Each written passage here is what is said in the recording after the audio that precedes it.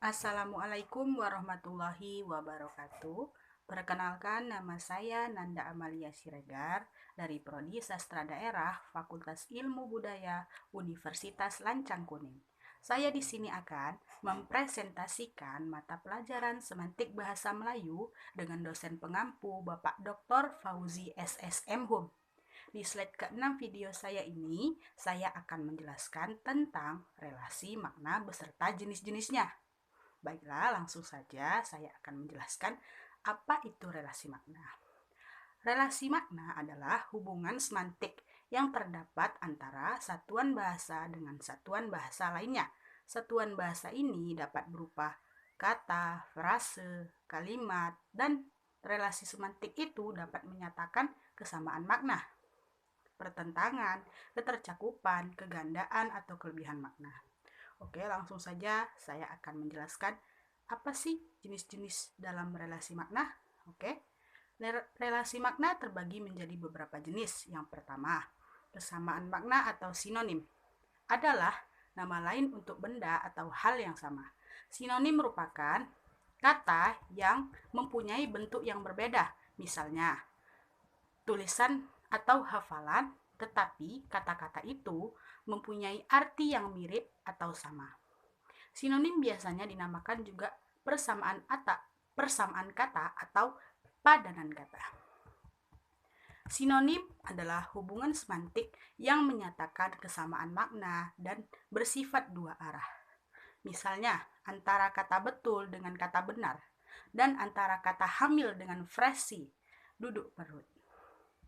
Ketidaksamaan makna yang bersinonim disebabkan oleh beberapa faktor, antara lain yang pertama, faktor waktu.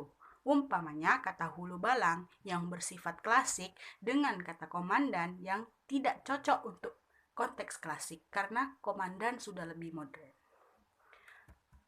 Yang kedua, faktor tempat atau wilayah. Misalnya kata saya yang biasa digunakan di mana saja, sedangkan kata beta hanya cocok digunakan untuk wilayah Indonesia bagian timur. Yang ketiga, faktor keformalan. Misalnya kata uang yang dapat digunakan dalam rangka formal dan tidak formal, sedangkan kata duit hanya cocok untuk ragam tak formal. Yang keempat, yaitu faktor sosial. Umpamanya, kata saya yang dapat digunakan oleh siapa saja dan kepada siapa saja, sedangkan kata aku hanya digunakan terhadap orang yang sebaya dengan kita, yang dianggap akrab dengan kita, atau kepada yang lebih mudah atau yang lebih rendah kedudukan sosialnya daripada kita. Yang kelima, yaitu faktor bidang kegiatan. Misalnya kata matahari yang biasa digunakan dalam kegiatan apa saja, sedangkan kata surya hanya cocok digunakan pada ragam khusus terutama sastra. Yang keenam yaitu faktor nuansa makna. Misalnya kata-kata melihat, melirik, menonton, meninjau yang masing-masing memiliki makna yang tidak sama. Contoh sinonim yaitu yang pertama, kemasyuran bersinonim dengan kemakmuran atau kesejahteraan. Kata haus bersinonim dengan kata dahaga. Kata dharma bersinonim dengan kata pengabdian. Ingat, sinonim tidak 100% sama, karena apabila katanya berbeda, maka bentuknya pun akan berbeda. Contohnya, dalam sinonim, wafat, meninggal, dan mati. Wafat atau meninggal diperuntukkan untuk manusia, sedangkan kata mati diperuntukkan hanya untuk hewan atau tumbuhan. Contohnya, kelinci itu mati kedinginan, atau tumbuhan itu mati karena tidak disiram. Oke, selanjutnya lawan kata atau antonim adalah hubungan semantik antara dua buah satuan ujaran yang maknanya menyatakan kebalikannya, pertentangan atau kontras antara yang satu dengan yang lainnya. Lebih sederhananya, antonim adalah suatu kata yang berlawanan makna dengan kata lain. Antonim disebut juga dengan lawan kata. Antonim adalah hubungan semantik antara dua ujaran yang menyatakan kebalikan. Misalnya, kata hidup berlawan dengan kata mati. Dilihat dari sifat hubungannya, antonim dibagi menjadi beberapa bagian. Yang pertama yaitu antonim yang bersifat mutlak. Umpamanya, kata hidup berantonim secara mutlak dengan kata mati. Yang kedua, antonim yang bersifat relatif atau bergradasi. Umpamanya, kata besar dengan kecil berantonim secara relatif. Yang ketiga, antonim yang bersifat rasional. Umpamanya, kata membeli dan menjual karena muncul yang satu harus disertai dengan yang lainnya. Yang keempat, antonim yang bersifat hierarkial. Umpamanya, kata tamtama dan bintara berantonim secara hierarkial karena kedua satuan ujaran yang berantonim itu berada dalam satu garis jenjang. Yang kelima, antonim majemuk adalah satuan ujaran yang memiliki pasangan antonim lebih dari satu. Umpamanya, dengan kata berdiri dapat berantonim dengan kata duduk, tidur, tiarap, jongkok, atau bersila. Secara semantik, Fir tahun 1983 mengatakan antonim adalah ungkapan atau biasanya kata tetapi dapat juga frasa atau kalimat yang dianggap bermakna kebalikan dari ungkapan lainnya. Secara mudah dapat dikatakan antonim adalah kata-kata yang maknanya berlawanan. Istilah antonim menurut bahasa Inggris yaitu antonymy, berasal dari bahasa Yunani kuno onoma yang artinya nama dan anti yang artinya melawan. Dalam Kamus Besar Bahasa Indonesia atau KBBI, kata antonim dimaknai sebagai kata yang berlawanan makna dengan kata lain. Seperti contohnya kata pandai merupakan antonim dari kata bodoh. Pada kedua kata tersebut jelas terdapat makna yang bersinggungan satu sama lain, yaitu kata pandai melambangkan orang yang cepat menangkap pelajaran dan mengerti sesuatu, sedangkan kata bodoh melambangkan orang yang sulit menangkap pelajaran atau sesuatu. Oke, contoh dari antonim yaitu lelaki berlawanan dengan perempuan, abadi berlawanan dengan sementara, abai acuh berlawanan dengan kata peduli, jimat hemat berlawanan dengan kata boros, amanah jujur berlawanan dengan kata ingkar, lunak lembek berlawanan dengan kata keras. Oke, selanjutnya kegandaan makna atau polisemi. Polisemi adalah relasi makna antar kata yang sering digunakan dalam beberapa kalimat atau konteks yang berbeda. Misalnya kata mata yang digunakan untuk beberapa frasa atau kata majemuk, misalnya mata rantai, mata kaki, dan mata pencaharian. Polisemi ini menunjukkan bahwa sebuah kata bisa mempunyai dua relasi makna atau lebih yang tidak dapat berdiri sendiri dan harus diikutkan atau mengikuti kata lain. Polisemi merupakan salah satu kajian dalam cabang linguistik kognitif, yaitu semantik kognitif. Kata polisemi berasal dari bahasa Yunani, yaitu pulosemos, yang merupakan gabungan dan leksem poli yang berarti banyak dan sema yang berarti tanda. Polisemi merupakan satu leksem yang memiliki variasi makna yang sangat terkait. Istilah polisemi pertama diperkenalkan oleh Brial pada tahun 1897 sebagai kajian pendorong utama dalam ilmu semantik. Polisemi adalah proses dalam analisis semantik yang tak pernah sepi dikaji oleh teori-teori linguistik yang berkembang, seperti teori struktural, transformasi, generatif, hingga teori kognitif. Makna yang banyak dari sebuah kata yang polisemi itu masih ada sangkut pautnya dengan makna asal, karena dijabarkan dari komponen makna yang ada pada makna asal kata tersebut. Dalam kamus, kata yang polisemi didaftarkan sebagai entry mandiri yang memiliki makna tersendiri pula. Contohnya, kata mata. Di kata mata, contoh kalimatnya yaitu Negara Republik Indonesia mengirimkan mata-mata untuk menyelidiki apa yang terjadi di negara jajahannya. Makna dari kata mata ialah indera penglihatan manusia, sedangkan makna dari kata mata-mata atau memata-matai ialah seorang yang bekerja untuk mengumpulkan rahasia-rahasia disebut dengan agen rahasia atau agen intelijen. Contoh kata kedua yaitu tangan. Andi sudah menjadi tangan kanan Pak Budi di perusahaannya. Maka dari tangan berarti anggota tubuh manusia dari siku sampai ke ujung jari. Sedangkan makna dari kata tangan kanan memiliki arti orang kepercayaan. Baru contoh kalimat yang lainnya, ibu dan ayah pulang dari Bandung membawa buah tangan untuk aku dan adikku. Makna buah ialah buah-buahan, bagian dasar dari tumbuhan yang berasal dari bunga ataupun butik. Dan tangan berarti anggota tubuh manusia dari siku sampai ke ujung jari tangan. Sedangkan makna dari kata buah tangan ialah oleh-oleh. Contoh yang ketiga yaitu menggunakan kata kepala. Saya akan membuat kalimatnya seperti Kepala Negara Republik Indonesia adalah Bapak Joko Widodo.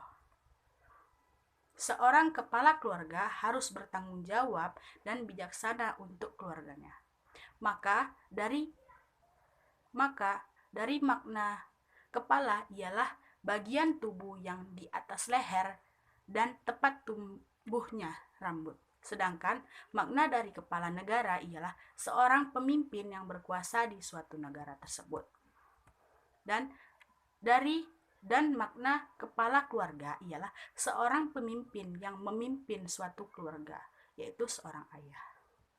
Baiklah, selanjutnya ambiguitas. Ambiguitas adalah kegandaan makna dapat terjadi pada tingkat fonetik, leksikal, dan gramatikal. Kalimat ambigu akan sulit dipahami oleh orang-orang yang mengalami gangguan hemisfer kanan dan akan sulit diproses oleh orang yang memiliki kapasitas kerja memori yang rendah. Dari sisi psikolinguistik, ambiguitas dipengaruhi oleh pemahaman terhadap ujaran, yaitu kalimat yang ambigu memerlukan waktu lebih lama untuk dipahami. Ambiguitas dapat dihindari melalui konteks pemberian, penandaan batas, atau leksikal unsur prosodi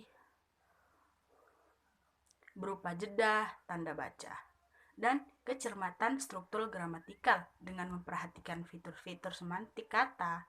Ambiguitas makna adalah terjadinya tafsiran lebih dari satu makna. Hal ini dapat terjadi baik dalam ujaran lisan maupun tulisan.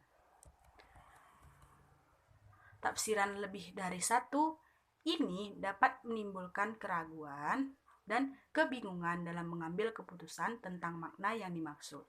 Contohnya, dalam kalimat banting tulang, frasa ini mempunyai dua makna, yaitu kerja keras dan menghempaskan tulang. Contoh kalimatnya seperti ayah banting tulang setiap hari. Paman sedang membanting tulang hewan kurban dan memisahkan daging dari tulangnya. Yang contoh kata kedua yaitu angkat kaki. Bisa bermakna menyuruh pergi atau menaikkan kaki ke atas. Kambing hitam bisa bermakna pihak yang disalahkan atau bisa berwarna kambing yang warna hitam. Sedangkan banting setir bisa bermakna beralih profesi atau menghempaskan setir ke bawah dengan keras.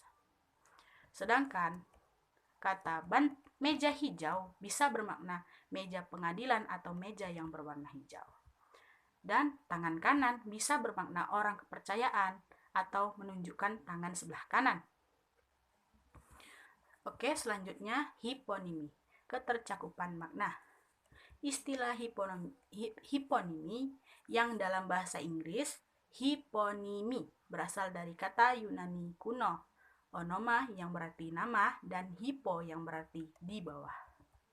Dalam hal ini, istilah hiponim yang dalam bahasa Inggris yaitu hiponimi berasal dari kata Yunani kuno, onoma yang berarti nama dan hipo yang berarti di bawah. Secara harfiah, hiponimi bermakna nama yang termasuk di bawah nama yang lain.